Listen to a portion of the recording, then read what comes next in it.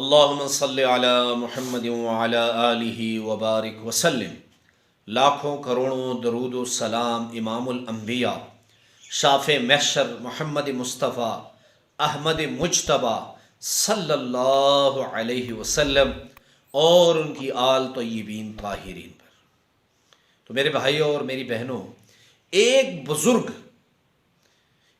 بزرگ نے 40 دن کا چلہ صرف اس لیے کاٹا، وہ ساری رات عبادت کرتے رہے، دن کو روزہ رکھتے اور اعتکاف میں بیٹھے رہے کہ مجھے اللہ رب العزت کی زیارت ہو جائے۔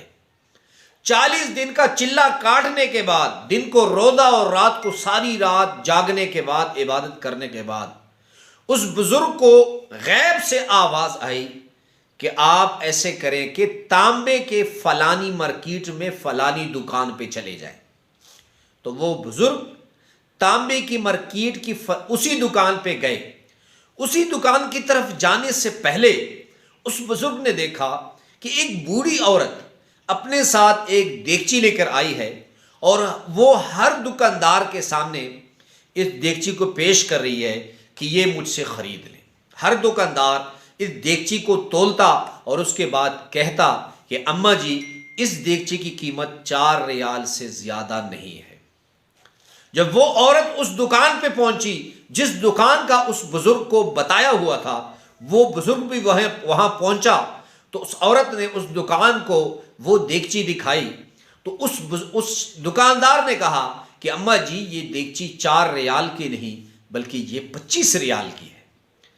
تو وہ اماں جی اسے کہنے لگی کہ کیوں بھائی مذاق کرتے ہو؟ اس نے کہا اماں جی مذاق نہیں کرتا۔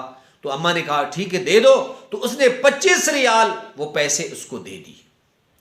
تو اس بزرگ نے اس دکاندار سے پوچھا کہ آپ تو کاروبار کا طریقہ نہیں جانتے یا منافع کرنے کا طریقہ نہیں جانتے، آپ نے کیسے اس عورت کو 4 ریال کی بجائے 25 ریال دے دیے؟ سارے بازار کے دکاندار 4 ریال سے زیادہ دینے پہ راضی نہیں تھے، آپ نے کیسے 25 ریال دے دیے؟ تو اس دکاندار نے کہا کہ مجھے پتا ہے کہ اس عورت کا نواسا، پوتا جو ہے یا نواسا ہے، وہ بیمار ہے اور میں نے 1 ہفتے کی دوائی کے پیسے اسے دیے ہیں۔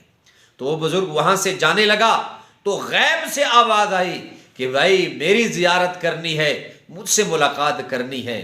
تو صرف چلوں سے کام نہیں چلے گا، میری مخلوق کی ہمدردی بھی کرنی پڑے گی، میرے مخلوق کا جو اللہ فرماتے ہیں یہ میرا خاندان ہے، اس کا بھی خیال رکھنا پڑے گا۔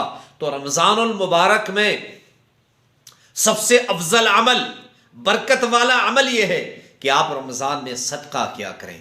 میں یہ نہیں کہتا کہ آپ روزانہ 1000 یا 10,000 یا 50,000 روپے کا صدقہ کیا کریں، اللہ آپ کے مال اولاد میں برکت دیں گے۔ ہر شخص اپنی توفیق کے مطابق دے، کسی کا 10,000 روپے بھی صدقے دینے کی توفیق ہوگی، لیکن کسی کی آدھی کھجور جو ہے وہ صدقہ دینے کی توفیق ہوگی۔ آپ نے اپنی توفیق کے مطابق ایک کھجور کیوں نہ ہو، ایک شربت کا گلاس کیوں نہ ہو، ایک سیب کا یا کسی فروٹ کا ٹکڑا کیوں نہ ہو، وہ اللہ کے راہ میں دے دیا کریں، اور اس میں برکت بھی ہوگی۔ سارا سال اللہ رب العزت آپ کے رزق میں جو ہیں وہ وسعت عطا فرمائیں گے، برکت عطا فرمائیں گے۔